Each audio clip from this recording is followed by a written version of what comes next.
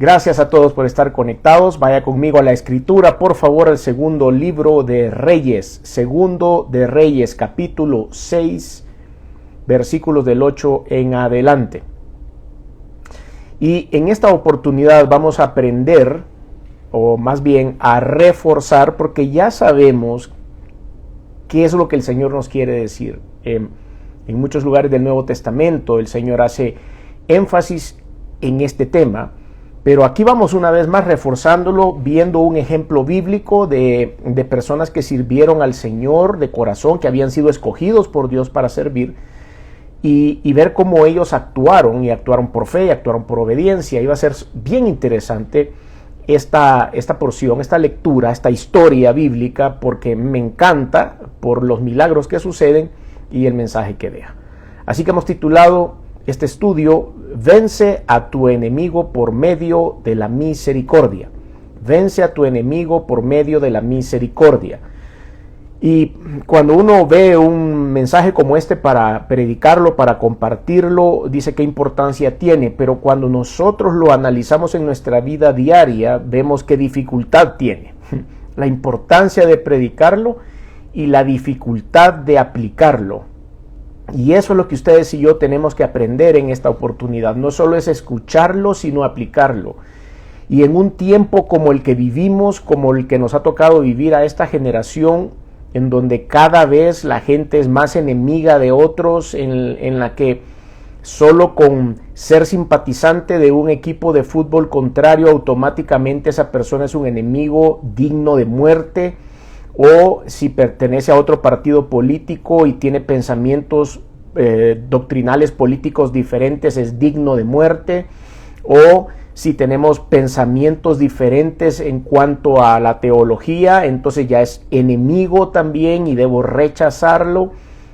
Es muy difícil cuando cosas que no son trascendentales nos obligan a no tener misericordia, porque eso es lo que el mundo nos ha enseñado. Como los cristianos vamos a ir contracorriente, como los cristianos que hemos entendido el mensaje de Dios con respecto a la misericordia, vamos a tener la voluntad, el valor, la autoridad, la fortaleza para ir en contracorriente y no dejarnos empujar y no dejarnos caer en esta vorágine de violencia, de enemigos y de dogmas, de doctrinas, de filosofías que ponen en contra a las personas los unos con los otros. Pero vamos a ver este evento maravilloso. La verdad es que a mí me parece que es un evento muy sobrenatural, que por supuesto está siendo ejecutado por un hombre al que Dios le dio una autoridad especial, y estoy hablando de Eliseo el profeta. Segundo de Reyes 6, ya está Eliseo a cargo de la profecía del pueblo de Israel, después de haber sido seguidor, o si ustedes quieren aprendiz o ayudante del profeta Elías, otro gran hombre de poder que tenía una relación con Dios de verdad fuerte, muy sólida y muy clara, y que él había hecho X cantidad de milagros. Algunos dicen 6 milagros fuera de lo normal registrados en la Biblia, y por eso este hombre Eliseo, cuando sustituye a Elías, se les entregara una doble porción de su espíritu, que es lo que él había pedido. Por eso este hombre hace 12 milagros sobrenaturales conocidos en la Biblia. No sabemos, porque la Biblia no es exhaustiva en ese sentido, de contar cada evento cronológicamente hablando de cada uno de sus personajes. Ya eso lo sabemos. Ni siquiera la Biblia es tampoco un libro cronológico histórico, sino que cuenta la bondad de Dios para la humanidad, desde el principio hasta el final. Por eso no es la intención de la Escritura que ustedes y yo podamos sacar unas fechas específicas con tiempos específicos entre un versículo y el otro, con el cual nosotros podamos sacar una cadena cronológica perfecta para hacer un estudio acerca del desarrollo humano, sino que es el mensaje de Dios para la humanidad. Entonces acá vamos a leer todo el texto, después lo analizamos y vamos a descubrir cosas verdaderamente maravillosas. Segundo de Reyes, capítulo 6, versículo 8 en adelante. tenía el rey de Siria guerra contra Israel, y consultando con sus siervos dijo, en tal y tal lugar estará mi campamento. Y el varón de Dios envió a decir al rey de Israel, mira que no pases por tal lugar, porque los sirios van allí. Entonces el rey de Israel envió a aquel lugar que el varón de Dios había dicho, y así lo hizo una y otra vez, con el fin de cuidarse. Y el corazón del rey de Siria se turbó por esto, y llamando a sus siervos les dijo, ¿no me declararéis vosotros quién de los nuestros es del rey de Israel? Entonces uno de los siervos dijo, no, rey, señor mío, sino que el profeta Eliseo está en Israel, el cual declara al rey de Israel las palabras que tú hablas en tu cámara más secreta. Y él dijo, id y mirad dónde está para que yo envíe a prenderlo. Y le fue dicho, y aquí que él está en Dotán. Entonces envió el rey allá gente de a caballo, carros y un gran ejército, los cuales vinieron de noche y sitiaron la ciudad. Y se levantó de mañana y salió el que servía al varón de Dios, y aquí el ejército que tenía sitiada la ciudad con gente de a caballo y carros. Entonces su criado le dijo, señor mío, ¿qué haremos? Y él le dijo, no tengas miedo, porque más son los que están con nosotros que los que están con ellos. Y oró Eliseo y dijo, te ruego, oh Jehová, que abra sus ojos para que vea. Entonces Jehová abrió los ojos del criado y miró, y he aquí que el monte estaba lleno de gente de a caballo y de carros de fuego alrededor de Eliseo. Y luego que los sirios descendieron a él, oró Eliseo a Jehová y dijo, te ruego que hieras con ceguera a esta gente, y los hirió con ceguera, conforme a la petición de Eliseo. Y después le dijo Eliseo, no es este el camino, ni es esta la ciudad, seguidme y os guiaré al hombre que buscáis, y los guió a Samaria. Cuando llegaron a Samaria, dijo Eliseo, Jehová abre los ojos de estos para que vean. Y Jehová abrió sus ojos y miraron, y se hallaban en medio de Samaria. Cuando el rey de Israel los hubo visto, dijo a Eliseo, ¿los mataré, padre mío? Y él respondió, no los mates. ¿Matarías tú a los que tomaste cautivos con tu espada y con tu arco? Pon delante de ellos pan y agua, para que coman y beban y vuelvan a sus señores. Entonces se les preparó una gran comida, y cuando habían comido y bebido los envió, y ellos se volvieron a su señor, y nunca más vinieron bandas armadas de Siria a la tierra de Israel. Perfecto, vamos a ir analizando entonces versículo por versículo esta porción para que vayamos descubriendo muchas cosas interesantes. Primero, tenía el rey de Siria guerra contra Israel. Siria se encontraba al norte de Israel, noreste para ser exactos. Damasco estaba un poco al noreste, del otro lado del río Jordán, si lo quieren ver, aunque el río Jordán no llegaba hasta ese lugar.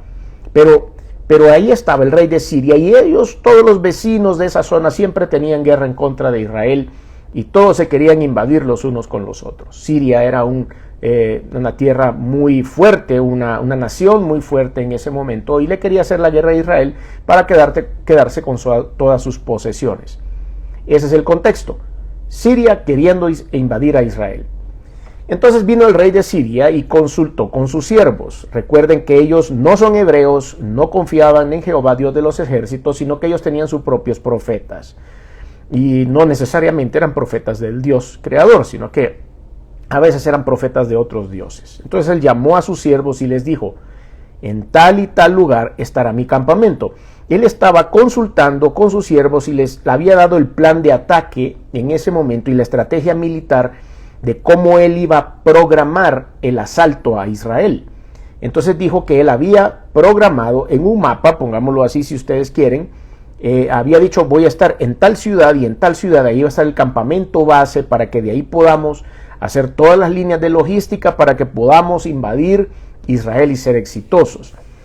Versículo 9. Ahí sacamos la cámara de esa escena en donde está el rey de Siria consultando con sus siervos y diciéndole a dónde va a estar, y cambiamos la cámara, y la cámara apunta a Eliseo. Y dice el versículo 9, y el varón de Dios envió a decir al rey de Israel. Esto es otro diálogo. El varón de Dios, Eliseo, le envió a decir al rey de Israel, al rey que iba a ser invadido. Ese rey, de acuerdo a la época en la que se está viviendo acá, era Joram, rey de Israel.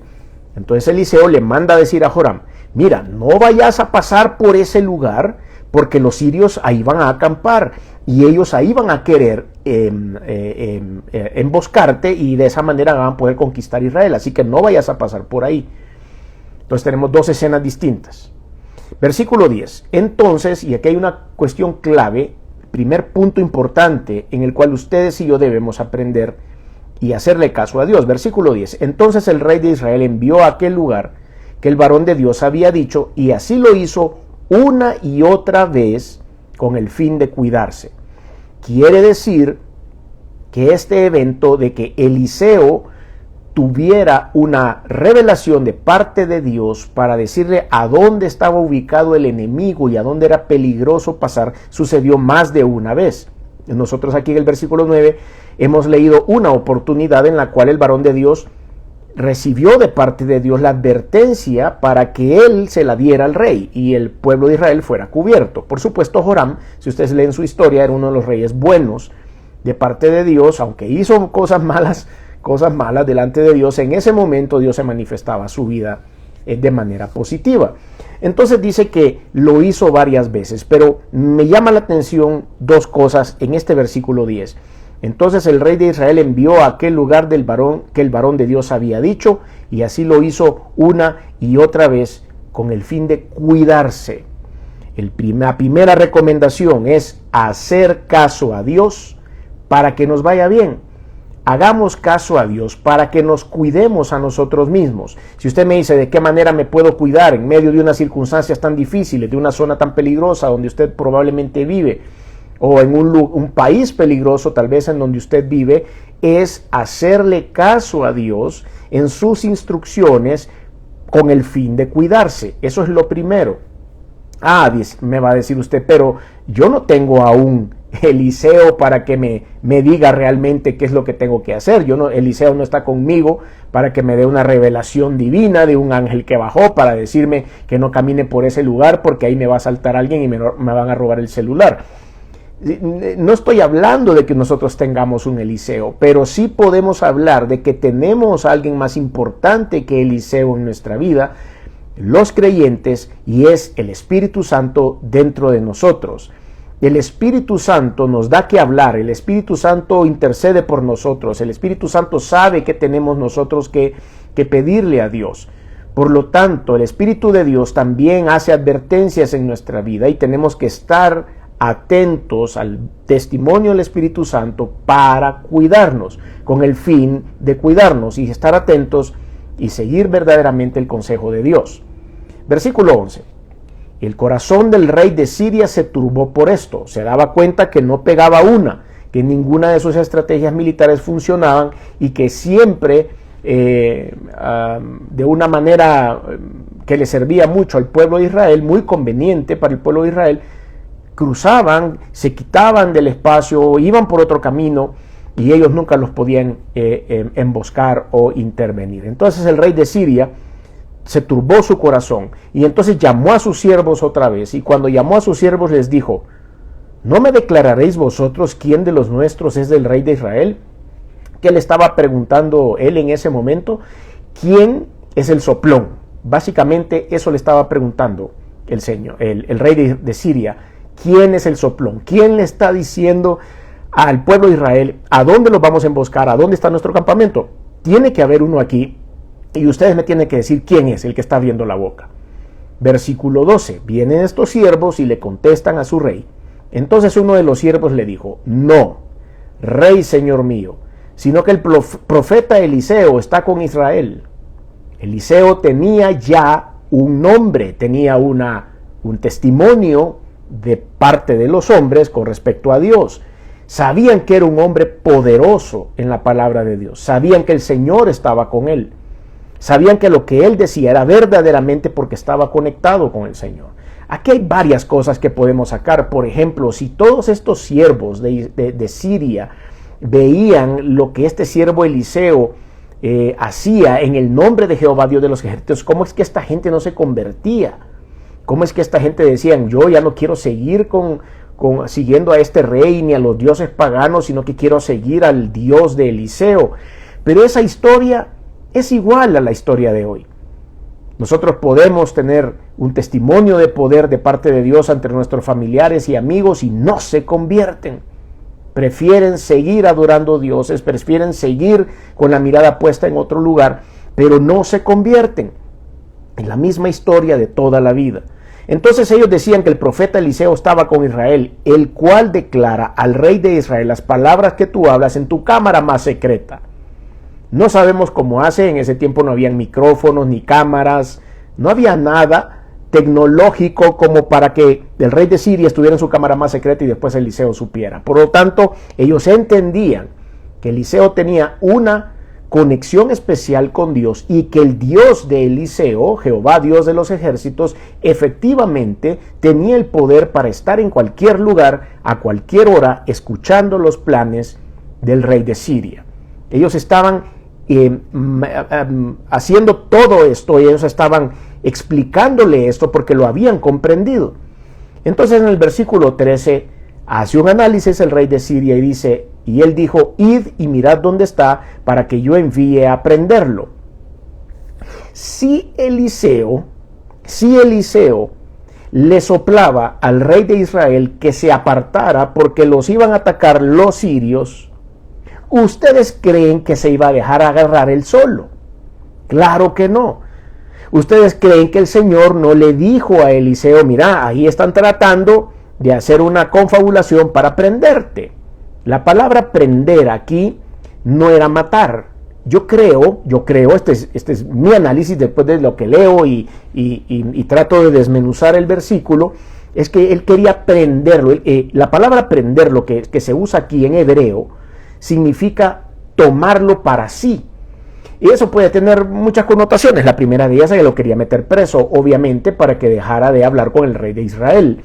Pero otra era traerlo para ver quién era este hombre, cómo es posible que él tuviera esa conexión con Dios. Era un sentimiento de cólera porque le estaba echando a perder sus batallas, con un sentimiento de curiosidad por saber cómo este hombre sabía de antemano todo esto. Ojo con esto. Ahorita acabo de mencionar algo bien importante. Dice que Eliseo sabía los acontecimientos previamente. Los cristianos debemos tener mucho cuidado en no buscar a personas que tengan supuestamente ese don de poder adivinar el futuro. Nosotros no andamos adivinando el futuro no puede ser adivinado. Lo que este hombre tenía era un don del Espíritu Santo que se llama don de palabra de sabiduría. Usted puede leer eso en 1 Corintios capítulo 12. 1 Corintios 12, el apóstol Pablo menciona una lista de dones espirituales. Hay dos dones que son difíciles de explicar en esa lista. El primero es el don de palabra de ciencia y el segundo es el don de palabra de sabiduría. Pero en una explicación rápida podemos decir esto. El don de palabra de ciencia es el hecho que Dios revela o Dios ilumina, es la palabra correcta teológica. Dios ilumina a una persona para hacerle saber que va a suceder un evento. Por ejemplo, si Eliseo hubiera tenido el don de palabra de ciencia, le hubiera dicho al pueblo de Israel: el pueblo de Siria te va a invadir, cuídate. Ese es don palabra de ciencia, un evento que va a suceder, ya lo sabemos, pero no hay mucho detalle. Don de palabra de sabiduría.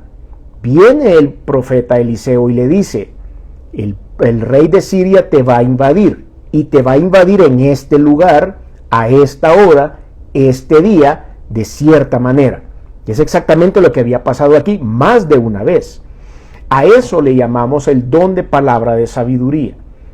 No es conocer el futuro, no es una adivinación, es el hecho de estar conectado con el Espíritu de Dios de tal manera en que pone a disposición sus recursos humanos, su cuerpo, su boca, su pensamiento, su entendimiento, para que Dios haga una obra maravillosa y cumplan sus propósitos. El propósito en este momento era que no se invadiera el pueblo de Israel, y eso tenía un propósito específico que por supuesto vamos a analizar más adelante. Pero es interesantísimo cómo podemos analizar el don de palabra de sabiduría reflejado en el profeta Eliseo. La palabra de Dios dice en el Nuevo Testamento, sobre todo en esa porción de 1 Corintios 12, que esos dones son dados por el Espíritu Santo de acuerdo a como Él quiere, para su uso, para el uso de Dios y para provecho. Dice, no es para provecho personal. El que recibe el don del Espíritu Santo, cualquiera de los que el Espíritu Santo maneja en los seres humanos, no es para provecho personal. En este caso específico, Eliseo no estaba usando su don de palabra de sabiduría para hacerse rico. Lo estaba usando para defender al pueblo de Israel. Entonces aquí vemos cómo se va toda esta forma, y dice versículo 13, y él dijo, id y mirad dónde está para que yo envíe a prenderlo. Y le fue dicho, y he aquí, él está en Dotán. Era una ciudad que estaba al norte de Jerusalén, cerca de la costa del mar Mediterráneo, cerca de Damasco, Siria. No estaba muy lejos la ciudad. Y él estaba ahí sentado en Dotán. ¿Creen ustedes que no sabían que lo andaban buscando? Claro. ¿Creen ustedes que no le dijo el Señor que se habían reunido para hacer esto? Claro que lo sabía. Por supuesto que lo sabía. Versículo 14. Entonces envió el rey allá gente de a caballo y carros y un gran ejército. Imagínense que mandó a todo un séquito de su ejército a buscar a un hombre llamado Eliseo, los cuales vinieron de noche y sitiaron la ciudad. Llegaron de noche y pusieron sitio, es decir, rodearon la ciudad y la tomaron, solo en busca de un hombre. Y se levantó de mañana. ¿Quién se levantó de mañana? Eliseo, versículo 15, estoy en el 15. Y se levantó de mañana y salió el que servía al varón de Dios, era el varón de Dios el que se levanta de mañana, y salió, me imagino, a hacer sus cosas, y he aquí el ejército que tenía sitiada la ciudad con gente de a caballo y carros. Ese es el siervo de Eliseo. Ahí mismo en el versículo 15. Entonces su criado, el criado de Eliseo, le dijo, ¡ay, señor mío, qué haremos! Este hombre se asustó, salió, vio todo el ejército, los carros y los caballos, y se asustó. Y dijo, ya estuvo, hasta aquí llegamos. Ya se acabó la historia, se acabó aquí, hasta aquí llegué, ya me voy a ir a la presencia del Señor. ¡Ah, señor mío, qué haremos! Versículo 16, llega Eliseo y él le dijo, no tengas miedo. Así no tengas miedo. Esa seguridad que nos da el estar conectados con Dios todo el tiempo. No tengas miedo porque más son los que están con nosotros que los que están con ellos. Yo estoy seguro que en ese momento el criado volteó a ver para un lado, volteó a ver para el otro lado y dijo, solo estamos tú y yo, Señor, aquí. No hay nadie más, no tenemos a nadie, yo te sirvo a ti. ¿Quién más está con nosotros? No está nadie. No, la Biblia no registra esa discusión, pero estoy seguro que en ese momento el muchacho o el joven o quien sea que haya sido que estaba sirviendo a Eliseo debe haber dicho, no sé de qué habla, Señor. Pero como también, me imagino, y aquí estoy en campo especulativo, esto no lo dice la Escritura, pero este siervo ya había andado con Eliseo por algún tiempo y estoy seguro que ya había visto milagros sobrenaturales de parte de Dios a través de Eliseo. Entonces haber dicho, yo no sé cómo va a salir de esto, pero jefe, yo no tengo idea de cómo vamos a salir. Y él estaba diciendo, no tengas miedo, porque más son los que están con nosotros que los que con ellos están. Versículo 17 es importante, muy importante. Y oró Eliseo. Oró Eliseo. En ese momento, Eliseo debe haber sido un hombre de oración. Debe haber sido un hombre que pasaba mucho tiempo en la palabra de Dios, y pasaba mucho tiempo en la presencia de Dios. Pero en ese momento oró. Pero no oró por cobertura, no oró para que ese ejército no los invadiera, no oró por su protección. En ese momento, Eliseo oró y dijo, te ruego, oh Jehová, que abra sus ojos para que vea. Estaba orando por el siervo, estaba orando por el temor que tenía, estaba orando por el miedo en el que había entrado, de la falta de confianza probablemente, o por supuesto que no tenía la estatura espiritual de Eliseo, y en ese momento Eliseo ora por él. Te ruego, Jehová, que abra sus ojos para que vea. Entonces Jehová abrió los ojos del criado. Me encanta esto. Es una oración contestada a un siervo de Dios inmediata, express. Había una comunión tan grande. Dios, estoy seguro, había programado hacerlo todo Probablemente, una vez más al campo especulativo, probablemente este siervo no era un ejemplo grande de fe absoluta y confianza en el Señor. Y sabía Dios que tenía que darle una lección para que él incrementara su fe, se edificara en la fe. Y en ese momento Eliseo ora. Este muchacho de seguro escuchó la oración y Eliseo debe haber dicho en voz alta: te ruego, Jehová, que abra sus ojos para que vea. Entonces Jehová abrió los ojos del criado. No se registra antes que el criado haya sido ciego.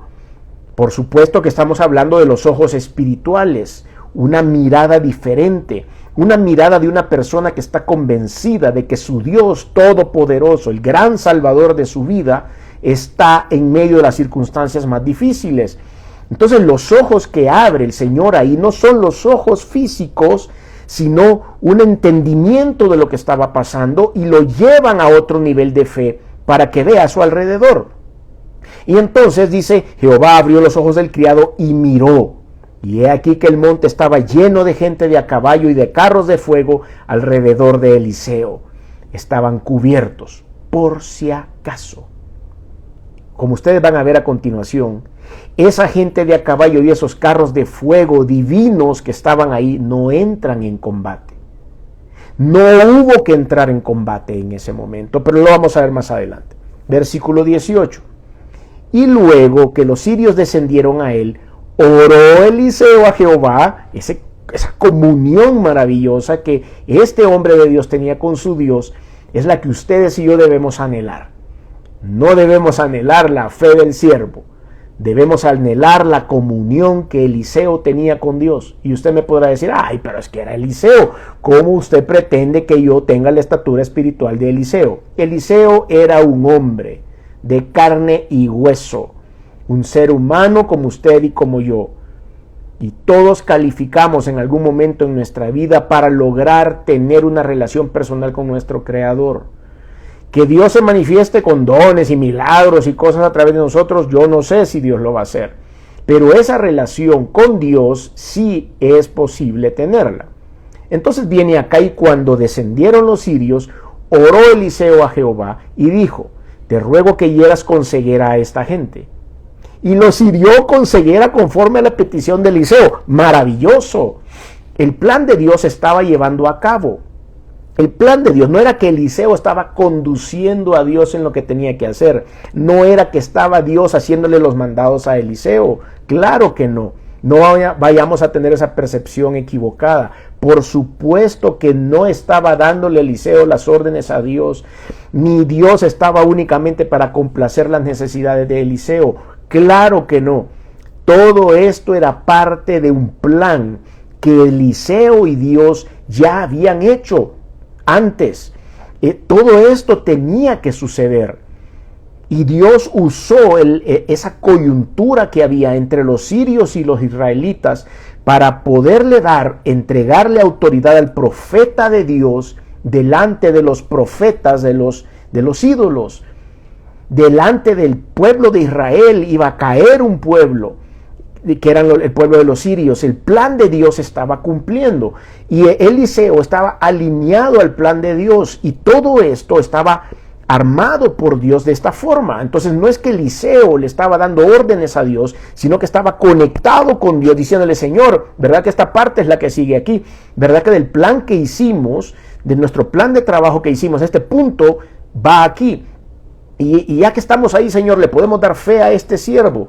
Y cuando, una vez más, retrocedo un poco, y estaba esa gente de a caballo y esos carros de fuego alrededor de Eliseo, mandó el Señor a toda esas huestes espirituales de bendición, solo para edificar al siervo, porque no entran nunca en combate, no entran contra los sirios, solo llegaron y se formaron alrededor de ellos con sus carros de fuego. ¿Se puede imaginar la misericordia de Dios con ese siervo? ¿Se puede imaginar usted que le manda gente de a caballo y lo rodean la cara de ese siervo y la fe de ese siervo? Para que no hicieran nada, sencillamente para hacer crecer la fe de un ser humano. Dios es capaz de hacer esas cosas maravillosas en su vida, de manera que usted crea, sienta y se desarrolle en la fe en el Señor, mandando carros de fuego a su alrededor. Y entonces luego los sirios descendieron a él. Oró Eliseo y dijo: te ruego que hieras con ceguera a la gente, y los hirió con ceguera conforme a la petición de Eliseo. Y después le dijo Eliseo: no es este el camino, ni es esta la ciudad. Le dice a los ciegos sirios que habían llegado a matarlo, o a prenderlo, digamos, esa es la palabra correcta. Después les dijo Eliseo: no este es el camino, ni esta es la ciudad, síganme, yo los guiaré al hombre que buscáis. Ellos no podían ver qué podían hacer más que dejarse ayudar por esta persona. Y él los condujo a Samaria, que era la capital del pueblo de Israel.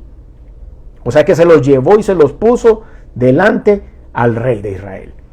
Versículo 20. Cuando llegaron a Samaria, dijo Eliseo: Jehová, tercera vez, solo en estas, ¿cuántos versículos? Tercera vez. Jehová, abre los ojos de estos para que vean. Y Jehová abrió sus ojos y miraron. Una vez más, el plan de Dios manifestado en Eliseo, llevándose a cabo el plan del Señor. Eliseo estaba claro en lo que tenía que hacer, no estaba inventando nada, todo venía de lo alto. Jehová abre los ojos de estos para que vean. Jehová abrió sus ojos y miraron, y se hallaban en medio de Samaria. Y cuando el rey de Israel los hubo visto, dijo a Eliseo: los mataré, padre mío. ¿Quién era? Joram, el rey de Israel. Cuando él llega, los recibe y dice: ¿qué está pasando aquí? ¿Qué está pasando? No sé qué hacer, no sé cómo enfrentar esto, no sé cómo reaccionar. Y reacciona carnal, carnalón, así como reaccionó el siervo de Eliseo cuando vio que estaba siendo rodeado y sitiado por este ejército. Los mataré, padre mío, ya que los tengo aquí, les puedo volar la cabeza, me das permiso. Y he aquí la respuesta de Eliseo, siguiendo el libreto de Dios. Insisto una vez más, Eliseo no estaba inventando nada, ni le estaba doblando el brazo a Dios, ni Dios estaba haciéndole los mandados a Eliseo. Lejos esté de nosotros en algún momento pensar eso. Nosotros hemos nacido para hacerle los mandados a Dios, no para que Él responda a nuestras oraciones, solo para cumplir nuestros propósitos. El Señor estaba siguiendo el plan perfecto. Los mataré, dijo el rey de Israel, y él le respondió: no los mates. Esa es la respuesta de Dios: no los mates. Y después le pone una historia muy de la cultura de esa época, muy de, podemos decir, de los acuerdos de guerra de la época. Le dice: matarías tú a los que tomaste cautivos con tu espada y con tu arco. ¿A qué se refiere este versículo? Porque era contrario a las costumbres de la guerra en aquel tiempo matar a sangre fría a los cautivos, aun cuando estos fueron tomados a punta de espada, y aún más a estos de los que estamos hablando, que por el poder milagroso de la providencia de Dios habían puesto inesperadamente a disposición del rey de Israel. Entonces le dice Eliseo: y tú matarías a los que tomaste cautivos a espada y con arco, haciendo referencia a esa costumbre que había de guerra en aquel tiempo. Pon delante de ellos, le dijo Eliseo al rey, pon delante de ellos pan y agua, para que coman y beban y vuelvan a sus señores. ¿Qué hubiéramos hecho nosotros? ¿Qué hubiéramos hecho como seres humanos? ¿Qué hubiéramos hecho nosotros como el siervo al ver un ejército que se nos viene encima? ¿Qué hubiéramos hecho nosotros si hubiéramos tenido a ese ejército después, unos minutos más tarde, a nuestra merced? Si hubiéramos sido el siervo de Eliseo, nos hubiéramos asustado. Y si hubiéramos sido el rey de Israel, hubiéramos abusado de nuestra autoridad sobre nuestros enemigos. Pero en este momento ese no era el plan de Dios, ni es el plan de Dios para la humanidad. El plan de Dios para usted y para mí es que tengamos misericordia. La palabra de Dios así lo dice. El Señor busca de nosotros que tengamos misericordia. Mateo 9:13 dice: id pues y aprended lo que significa misericordia quiero y no sacrificio, porque no he venido a llamar a justos, sino a pecadores al arrepentimiento. Él ha tenido misericordia de usted y de mí. Primera epístola del apóstol Pedro, capítulo 3, versículos 8 y 9, dice: finalmente, sed todos de un mismo sentir, compasivos, amándoos fraternalmente, misericordiosos, amigables, no devolviendo mal por mal, ni maldición por maldición, sino por el contrario bendiciendo, sabiendo que fuisteis llamados para que heredases bendición. En lo que vemos en esta porción de la Escritura es el ejemplo típico y clásico de lo que Dios quisiera que nosotros hiciéramos con nuestros enemigos. Y eso tiene consecuencias. Pon delante de ellos pan y agua para que coman y beban y vuelvan a sus señores. Versículo 23. Entonces se les preparó una gran comida, y cuando habían comido y bebido los envió, y ellos se fueron a su señor, que era el rey de Siria. Punto. Y vean lo que sigue después. Y nunca más vinieron bandas armadas de Siria a la tierra de Israel. Ese es el plan de Dios. Se cumplió el plan de Dios. A lo largo de toda esta historia, muchas personas aprendieron cosas sobrenaturales y grandiosas del Señor. Y al final aprendemos, ustedes y yo, que es el tema de nuestro estudio en esta oportunidad: vence a tu enemigo por medio de la misericordia. No hubo más ataques, por lo menos por un periodo de tiempo, porque si usted es un poco curioso, va a leer el versículo 24 cuando terminemos este estudio, y usted se va a dar cuenta que los sirios invaden a los israelitas. Una vez más adelante. Pero entre el versículo 23 y el versículo 24 pudieron haber pasado muchos años de paz y tranquilidad, y eso es lo que dicen los estudiosos de la teología, que entre esos dos versículos pasaron muchos años y que Siria e Israel estuvieron en paz por muchos años a raíz de este evento, y eventualmente, como siempre sucede en el Antiguo Testamento, los enemigos de Israel van a seguir siendo enemigos de Israel y eventualmente van a seguirlos atacando, como sucede con los filisteos. Pero lo importante para usted y a mí, eso no es importante hoy. Lo importante es cómo debemos regir nuestra vida, conducir nuestra vida. Tenemos mucho que aprender de Dios, por supuesto, lo que hizo a través del profeta Eliseo, que puede también hacerlo a través de nosotros, y de lograr entender cómo manejo mis crisis, cómo voy a manejar a mis enemigos, entre comillas, y cómo voy a salir adelante de esas batallas que probablemente yo no vea salida, que probablemente yo decrete que he sido vencido en esas batallas, pero que Dios puede abrir mis ojos espirituales y hacerme dar cuenta que estoy rodeado de carros de fuego y que Él va a estar y va a saltar en mi defensa cuando se está cumpliendo su propósito perfecto en mi vida y estoy caminando de acuerdo a su voluntad. Es necesario entonces que a través de esta historia nosotros veamos las ventajas que hay en la misericordia. No permite que nuestro corazón se turbe. Guía a sus enemigos a que vean su realidad. Vence las malas intenciones para mostrarles misericordia. Santiago capítulo 2 versículo 13 dice: porque juicio sin misericordia será con aquel que no hiciere misericordia, y la misericordia triunfa sobre el juicio. Así que hacer misericordia haciendo la voluntad del Señor. Si usted quiere vencerse a sí mismo a través de la misericordia, porque usted dice: yo no lo puedo hacer, yo no puedo tratar bien a mis enemigos, yo no tengo esa facilidad, reciba al Señor Jesús como Salvador, automáticamente dando un paso de fe en el cual usted confiesa a Jesucristo como Señor y Salvador y acepta el sacrificio que Él hizo por usted, pronunciando sus pecados y arrepintiéndose de ellos. El Espíritu de Dios llegará a morar en su corazón, y Él le dará entonces la transformación necesaria para que en su corazón haya misericordia. Si usted quiere dar ese paso de fe, yo le invito a que haga una sencilla oración ahí donde está, para que el Señor llegue a su corazón y Él le dé la vida eterna, y Él le perdone los pecados, y Él le asegure la presencia del Espíritu Santo. Si usted quiere hacer esa oración, acompáñeme y diga conmigo: Señor Jesús, reconozco que eres Dios. Reconozco que viniste al mundo hecho hombre y que te colgaron en una cruz para lavar mis pecados, pecados de los cuales me arrepiento y te pido perdón.